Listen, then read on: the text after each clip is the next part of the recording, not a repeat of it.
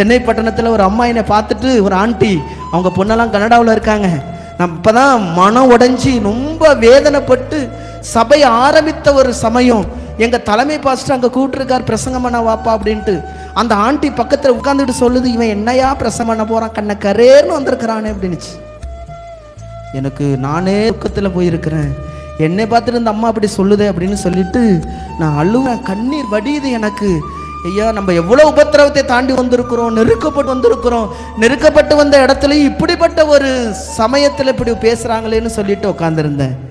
ஆண்டவர் என் கூட வார்த்தைகள், எனக்கு அந்த பிரசங்கம் டைம் வந்தது. அவங்கெல்லாம் டி மோகனையா சர்ச்சுக்கு போகிறவங்க, பெண்கள் கூட்டம்.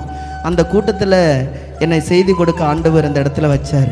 செய்தியெல்லாம் முடித்த பிறகு எந்த ஆண்டி என்னை கண்ணங்கரேன்னு இருக்கிறான்னு சொன்னிச்சோ அந்த ஆண்டி என் கையை பிடிச்சி சொன்னாங்க, ஐயா, இந்த கூட்டத்துக்கு மாதம் வெள்ளிக்கிழமை நீங்கள் வந்தே ஆகணும், உங்களை நாங்கள் விடவே மாட்டோம், நாங்கள் கேட்கக்கூடாத ஒரு பிரசங்கத்தை கேட்டேன்னு சொல்லி எனக்கு பெரிய ஒரு காணிக்கை அந்த அம்மா கையில் கொடுத்துட்டு போனாங்க. அதை வச்சு தான் எங்கள் வீட்டில் ஃபஸ்ட்டு ஒரு ஓலை போட்டு ஒரு சர்ச்சை கட்டினேன். கரங்களை உயர்த்தி அல்லேலூயா சொல்லுங்க, அல்லேலூயா, சத்தம் அல்லேலூயா சொல்லுங்க. யாரையும், எந்த மனுஷனும் யாரையும் குறித்து நம்ம அற்பமாய் பார்க்க கூடாது.